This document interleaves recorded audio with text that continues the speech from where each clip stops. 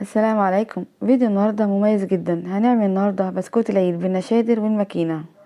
هنعمله النهاردة بطريقة سهلة خالص وكمان بسيطة، وان شاء الله اي حد يجربه هيطلع معاه ناجح من اول مرة.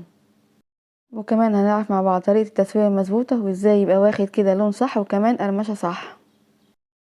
وهنعرف مع بعض ازاي يطلع معانا هش وخفيف ومقرمش وكمان طعمه في منتهى الجمال.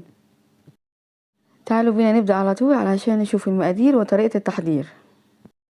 ما تنسوش بقى لايك وشير الفيديو ده على طول علشان يوصل لأكبر عدد من الناس.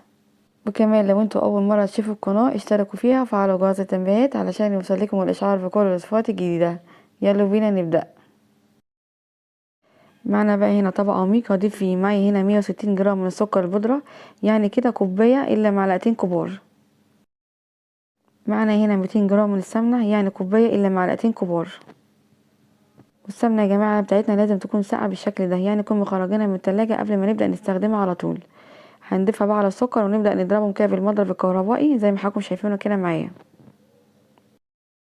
هنستمر بقى في ضرب السكر والسمنة مع بعض كده حوالي 10 دقايق لحد الخليط بتاعي ده ما لونه يفتح ويبقى كريمي معايا بالشكل ده.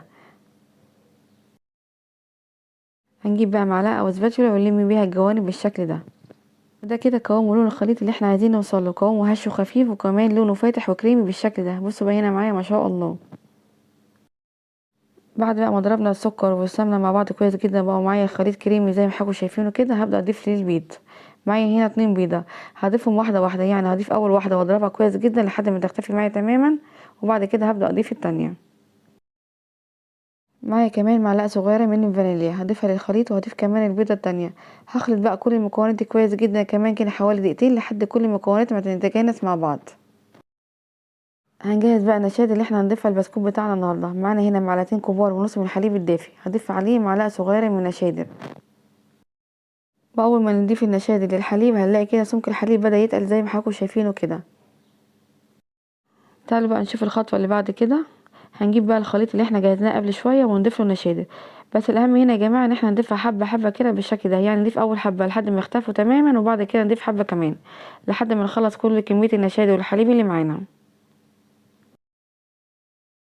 بعد كده هبدأ اضيف ليه نص كيلو من الدقيق. معايا هنا نص كيلو من الدقيق، هكون داخلها كويس جدا. وكمان يا جماعة نستخدم دقيق يكون نوعيته كويسة ويكون مخصص للكحك والبسكوت علشان النتيجة تطلع معاكي ممتازة. هضيف عليه كده معلقة صغيرة من بيكنج باودر ورشة صغيرة من ملح. هقلب بقى كل المكونات كده كويس جدا بالسباتولا زي ما حضراتكم شايفينها كده. احنا هنا يا جماعه بنقلب بس، يعني مش بنعجن، يعني مجرد ما الدقيق يختفي معايا تماما يبقى كده معانا عجينه البسكوت جاهزه. استخدمت بقى هنا ايدي علشان الم العجينه، اصلا احنا هنا يا جماعه مجرد بنقلب بس المكونات مع بعض مش بنعجن. وده كده قوام عجينه البسكوت اللي احنا عايزين نوصل عجينه طريه وملمسها ناعم ومش بيتلزق في الايد.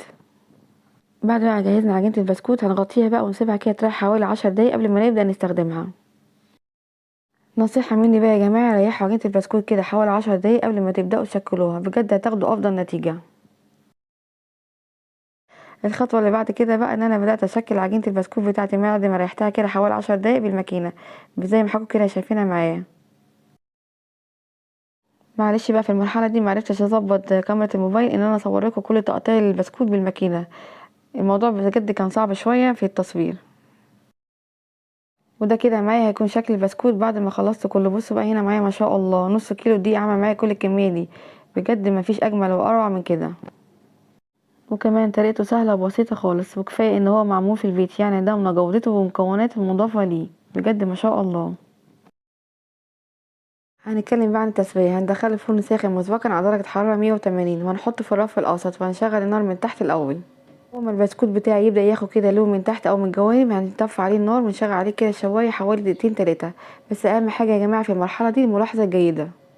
وبعد كده هنطلعه واخد لون دهبي وجميل زي ما حضراتكم كده شايفينه معايا ما شاء الله، بجد مفيش أجمل وأروع من كده.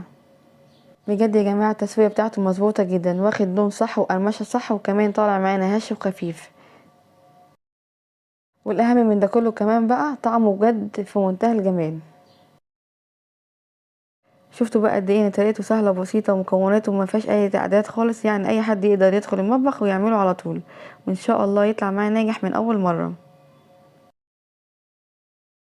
عملنا بقى النهارده مع بعض بسكوت العيد بالنشادر والماكينه وكمان بالسمنه، بجد مفيش اروع ولا اجمل من كده، وكل سنه وحضراتكم طيبين.